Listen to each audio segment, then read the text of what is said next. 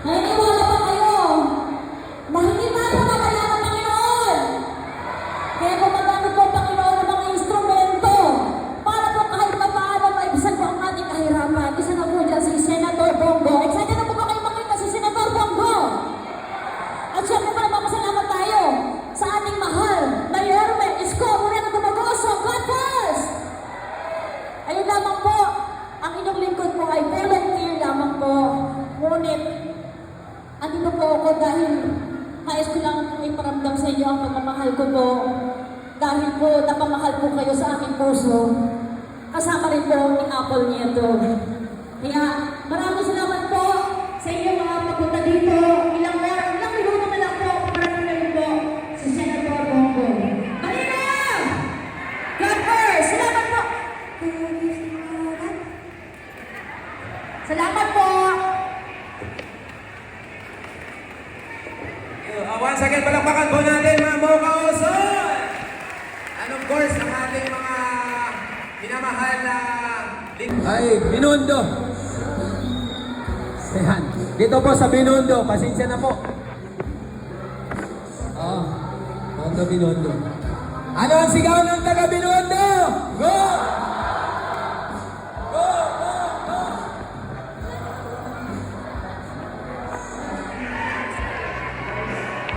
Ano ang sigaw ng taga Parola? Go, go, go!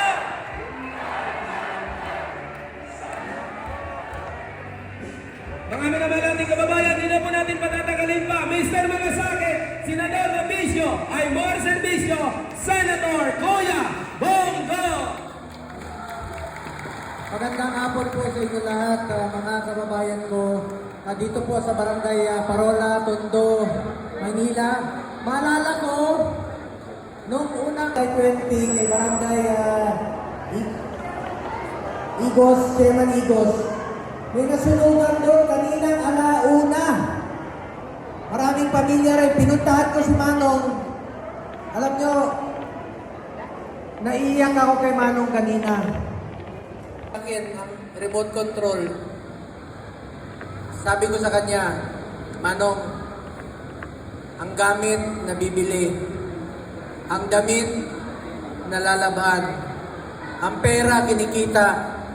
Subalit yung perang kinikita ay hindi po nabibili ang buhay. A lost life is a lost life forever. Importante buhay po tayo, magtulungan po tayo mga kababayan ko. Nandirito po ako para tumulong. Meron lang po akong konting tulong sa inyo.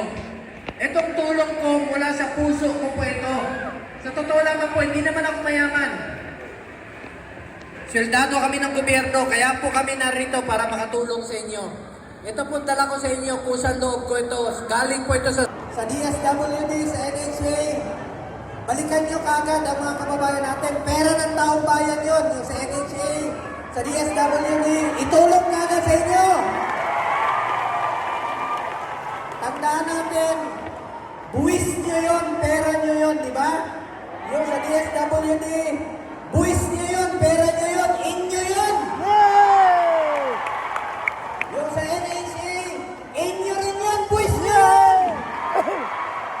Dapat hindi maaksaya ang pera ng gobyerno, ibalik sa inyo na yung pera nyo yan.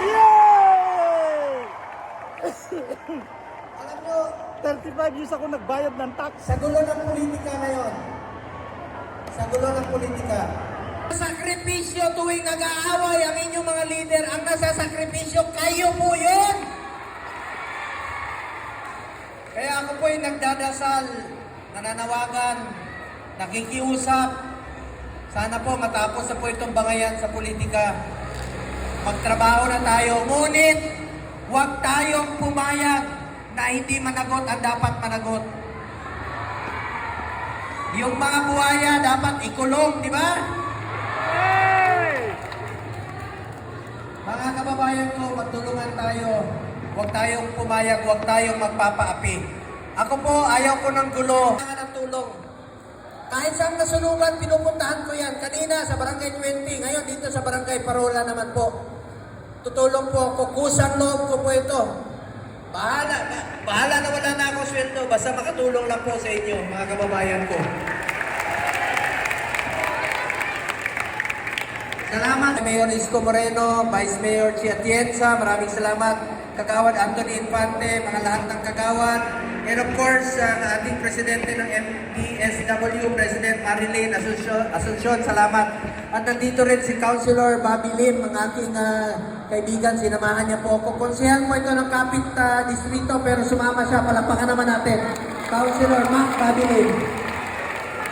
At nandito rin po ang aking kaibigan, si Mocha Uson, palapakan natin!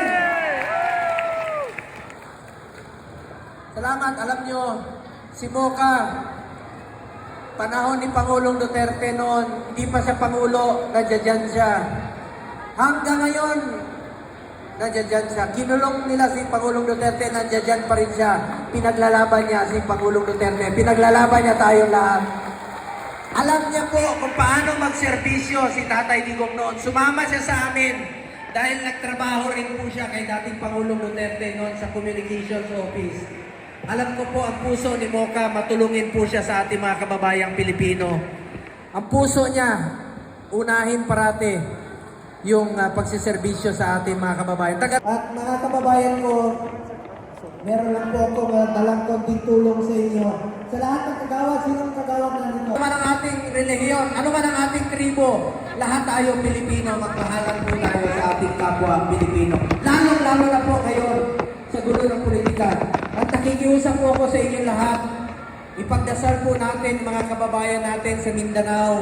Nagkaroon po ng lindol ngayon, napakalakas, 7.8. Kanina may 18 na po namatay po sa Davao Occidental, General Santos City, sa Cotabato po. Nakikiusap po ako sa inyo, ipagdasal po natin ang ating mga kababayan at ang kanilang mga pamilya na magkaroon po ng lakas loob sa panahon ngayon. Pakiusap ko lang po sa inyo, pagdasal natin ang mga kababayan natin sa Mindanao. Sino po ang mga taga-Visayas? Tinabangay-latan. Nai-programa po ang NHA ka ng EHAP program. Panahon ni President Duterte sa una, ako nang ginuso ng EHAP program para matagaan ang pagpalit ng housing materials. Mabigyan kayo ng pambili ng housing materials through EHAP program ng NHA po. Ngayon, mga kababayan ko,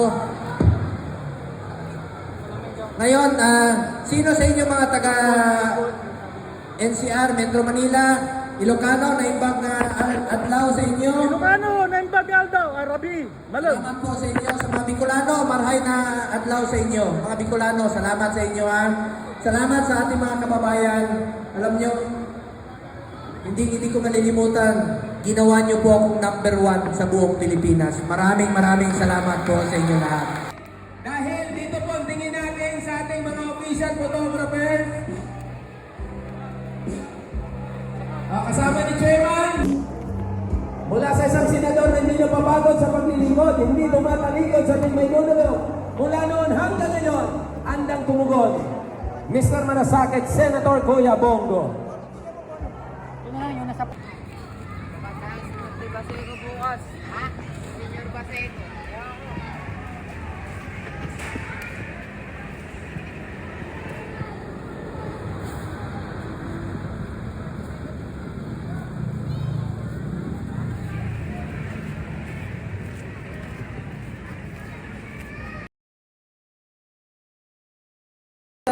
Kay Barangay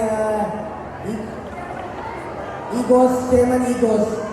May nasunugan doon kaninang alauna. Maraming pamilya rin. Pinuntahan ko si Manong. Alam nyo, naiiyak ako kay Manong kanina. Akin ang remote control. Sabi ko sa kanya, Manong, ang gamit na bibili, ang damit na lalaban, ang pera kinikita. Subalit yung perang kinikita ay hindi po nabibili ang buhay. A lost life is a lost life forever. Importante, buhay po tayo. Magtulungan po tayo, mga kababayan ko. Nandirito po ako para tumulong. Meron lang po akong konting tulong sa inyo. Itong tulong ko mula sa puso ko po ito. Sa totoo lamang po, hindi naman ako mayaman. Sweldado kami ng gobyerno, kaya po kami narito para makatulong sa inyo. Ito pong dala ko sa inyo, kusang loob ko ito. Galing po ito sa DSWD, sa NHA, balikan nyo kagad ang mga kababayan natin. Pera ng taong bayan yun, yung sa NHA, sa DSWD, itulong kagad sa inyo. Tandaan natin, buwis nyo yun, pera nyo yun, di ba? Yung sa DSWD, buwis nyo yun, pera nyo yun, inyo yun. Yung sa NHA, inyo rin yun, buwis nyo. Dapat hindi maaksaya ang pera ng gobyerno, ibalik sa inyo na yung pera nyo yan. Alam nyo, 35 years ako nagbayad ng tax. sa gulo ng politika ngayon, sa gulo ng politika, sakripisyo tuwing nag-aaway ang inyong mga leader. Ang nasasakripisyo, kayo po yun. Kaya ako po'y nagdadasal, nananawagan, nakikiusap. Sana po matapos na po itong bangayan sa politika. Magtrabaho na tayo, ngunit huwag tayong pumayag na hindi managot ang dapat managot. Yung mga buhaya dapat ikulong, di ba?